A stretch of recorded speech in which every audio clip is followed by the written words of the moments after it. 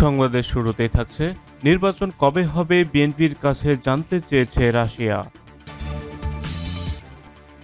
এদিকে নিবন্ধন ফিরিয়ে পেতে যাচ্ছে জামায়াত ইসলামী। বাজেট 2025-26 সবার ন্যূনতম আয়কর 5,000 টাকা। এদিকে মিয়ানমারের সঙ্গে কোনো প্রক্সি ওয়ারে জড়াবে না বাংলাদেশ, জাতীয় নিরাপত্তা উপদেষ্টার বাণী। যশোরে ভয়াবহ বোমা হামলা ও কোপাকুপি, বিএনপির তৃণমূল কন্দলে অর্ধশতাধিক নেতাকর্মী নিহত। এবং সর্বশেষ জানিয়ে দেব ঈদুল আজহার তারিখ জানা গেল। শুনছিলেন শিরোনাম, এবার বিস্তারিত। তবে তার আগে ভিডিওতে লাইক দিবেন, কমেন্ট করে জানিয়ে দিন আপনি কোথা থেকে আমাদের সাথে যুক্ত রয়েছেন। সবার আগে সর্বশেষ সংবাদ পেতে আমাদের চ্যানেল সাবস্ক্রাইব করে সাথে থাকা বেল বাটনটি অন করে অল সিলেক্ট করে দিবেন এবং আমাদের পেজটি ফলো করে রাখবেন আর নিউজটি আপনার সোশ্যাল মিডিয়ায় শেয়ার করে দিবেন। বাংলাদেশে আগামী জাতীয় নির্বাচন কবে অনুষ্ঠিত হবে সে বিষয়ে জানতে চেয়েছে রাশিয়া। আজ সকালে গুলশানে বিএনপির কেন্দ্রীয় কার্যালয়ে এসে রাশিয়ার রাষ্ট্রদূত আলেকজান্ডার প্রিগোভিচ এই বিষয়ে বিএনপির সঙ্গে বৈঠক করেন। বৈঠকে বিএনপির প্রতিনিধি দলের সঙ্গে নির্বাচন প্রসঙ্গে আলোচনা হয়। এ সময় রাশিয়ার রাষ্ট্রদূত জানতে চান নির্বাচন কবে হতে যাচ্ছে। বৈঠক শেষে বিএনপির স্থায়ী কমিটির সদস্য আমির খসরু মাহমুদ চৌধুরী সাংবাদিকদের বলেন, নির্বাচন কত তাড়াতাড়ি হতে যাচ্ছে তারা জানতে চাচ্ছে। আর দুই দেশের মধ্যে রাশিয়া এনার্জি রিচ কান্ট্রি, সুতরাং এ ক্ষেত্রে আমাদের দুই দেশের মধ্যে কি কোঅপারেশন হতে পারে, আগামী দিনে এসব বিষয়ে আলোচনা হয়। এছাড়া বৈঠকে বাংলাদেশ রাশিয়ার বিনিয়োগ সম্ভাবনা নিয়েও আলোচনা হয়। এ সময় রাষ্ট্রদূত আলেকজান্ডার প্রিগোভিচ বলেন, রাশিয়া এ বিষয়ে আগ্রহী এবং ভবিষ্যতে বিনিয়োগ সহজীকরণের জন্য কাজ করবে। বাতিল হওয়া নিবন্ধন ফিরে পেতে ফের আইনি লড়াইয়ে নেমেছে জামায়াতে ইসলামী। রাজনৈতিক দল হিসেবে জামায়াতে ইসলামীর বাতিল হওয়া নিবন্ধন ফিরে পেতে দ্রুত আপিল শুনানির আবেদন করা হয়েছে। সোমবার সকালে জামায়াতের পক্ষে বিচারপতি জুবায়ের রহমান চৌধুরীর নেতৃত্বাধীন 3 সদস্যের আপিল বিভাগ এই আবেদন করেন ব্যারিস্টার এহসান আবদুল্লাহ সিদ্দিকী। এ সময় ব্যারিস্টার এহসান আবদুল্লাহ সিদ্দিকী আপিল বিভাগকে বলেন, এই মামলাটি আপিল শুনানি শুরু হয়েছিল আগেই, কিন্তু হঠাৎ করেই তা আবার বন্ধ হয়ে যায়। যেহেতু জামায়াতের নিবন্ধনের সাথে ইস্যুটি জড়িত, তাই এটি দ্রুত শুনানি প্রয়োজন। এর প্রেক্ষিতে আপিল বিভাগ জানায় মঙ্গলবার বা বুধবার এটি শুনানির জন্য আসবে। এর আগে গত 3 ডিসেম্বর রাজনৈতিক দল হিসেবে জামায়াতে ইসলামীর বাতিল হওয়া নিবন্ধন ফিরে পেতে আপিল শুনানি শুরু হয়। কর বৈষম্য কমিয়ে আনতে আগামী 25-26 অর্থ বছরে বাজেটে শহরের মতো গ্রামের করদাতাদেরও ব্যক্তি শ্রেণীর ন্যূনতম আয়কর 5,000 টাকা করা হয়েছে। স্বস্তির বিষয় হচ্ছে সাধারণ মানুষের করভার লাঘবে করমুক্ত আয়সীমা 25,000 টাকা বাড়ানো হতে পারে। এছাড়া ব্যক্তি শ্রেণীর করদাতাদের অনলাইনে রিটার্ন জমা বাধ্যতামূলক করা হচ্ছে। দায়িত্বশীল সূত্রে এ তথ্য জানা গেছে। সূত্র জানায়, ব্যক্তি শ্রেণীর করমুক্ত আয়ের সীমা 2-1 অর্থ বছর পর পর বাড়লেও ন্যূনতম কর হার বাড়ানো হয়নি।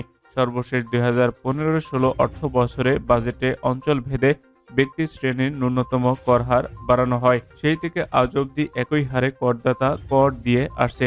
এ সময় করমুক্ত আয়ের সীমা একাধিকবার বাড়ানো হয়েছে। এবার কর বৈষম্য কমিয়ে আনতে সব এলাকায় করদাতাদের ন্যূনতম কর 5,000 টাকা করা হবে। বর্তমানে ঢাকা উত্তর, দক্ষিণ, চট্টগ্রাম সিটি কর্পোরেশন এলাকার করদাতাদের ন্যূনতম কর 5,000 টাকা। অন্য সিটি কর্পোরেশনের এলাকায় করদাতাদের 4,000 টাকা ও সিটি কর্পোরেশনের বাইরে পৌর ও গ্রামাঞ্চলে করদাতাদের কর 3,000 টাকা বিদ্যমান রয়েছে। আর্থিক বৈষম্য কমিয়ে এনে ন্যায়ভিত্তিক সমাজ প্রতিষ্ঠায় সর্বপ্রথম 2013-14 অর্থ বছরে বাজেটে অঞ্চল ভিত্তিক কর হার চালু করা হয়।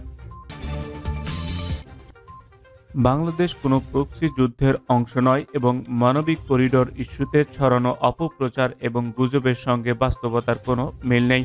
রোহিঙ্গা প্রত্যাবাসন নিয়ে আন্তর্জাতিক এক সেমিনারে এমনটাই জানিয়েছেন অন্তর্বর্তী সরকারের জাতীয় নিরাপত্তা উপদেষ্টা খলিলুর রহমান। রোববার দুপুরে বাংলাদেশ ইউনিভার্সিটি অব প্রফেশনাল এর অডিটোরিয়ামে সশস্ত্র বাহিনী বিভাগ ও বিইউপি আয়োজিত ওই সেমিনারে তিনি বলেন, যুক্তরাষ্ট্রের হয়ে মিয়ানমারে কোনো ধরনের প্রক্সি ওয়ারে জড়ানোর প্রশ্নই ওঠে না। মানবিক করিডোর নিয়ে আমরা কোনো আলোচনা বা সিদ্ধান্তে পৌঁছাইনি, কোনো সমঝোতাও হয়নি। রোহিঙ্গা বিষয়ে সরকারের হাই রিপ্রেজেন্টেটিভ হিসেবে দায়িত্ব পালনরত খলিলুর রহমান আরও বলেন, বাংলাদেশ সবসময় মিয়ানমারের সার্বভৌমত্বের প্রতি শ্রদ্ধাশীল। আমরা চাই না রাখাইন বা মিয়ানমারে নতুন করে অস্থিতিশীলতা তৈরি হোক। সে বার্তা আমরা দেশটির সরকারকে আরও স্পষ্টভাবে জানিয়ে দিয়েছি। যশোরের কৃষ্ণবাটি গ্রামে পূর্ব শত্রুতার জেরে মোহাম্মদ আলী বক্স নামের ২২ বছর বয়সী এক যুবককে বোমা হামলা এবং ধারালো অস্ত্র দিয়ে জখম করেছে দুর্বৃত্তরা। শনিবার ৩ মে স্থানীয় জমিয়ানা মাদ্রাসার সামনে আনুমানিক রাত ৯:৩০টার দিকে এই হামলার ঘটনা ঘটে। গত ৫ আগস্ট শেখ হাসিনা পতনের পর শক্তিশালী রাজনৈতিক দল হিসেবে দৃশ্যমান বিএনপি। এরপর থেকে রাজনৈতিক অন্তর্কন্দলে দলটির প্রায় অর্ধশতাধিক নেতাকর্মী নিহত হয়েছেন। এতে বাড়ছে দলটির তৃণমূল পর্যায়ের নেতাকর্মীদের মধ্যে বৈরিতা। এদিকে সংঘাত সহিংসতার বিষয়টি স্বীকার করছেন বিএনপির শীর্ষ পর্যায়ের নেতারাও।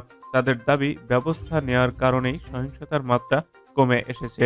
তবে পরিসংখ্যানে দেখা যাচ্ছে সময়ের সঙ্গে পাল্লা দিয়ে বাড়ছে দলটির স্থানীয় পর্যায়ের সহিংসতা।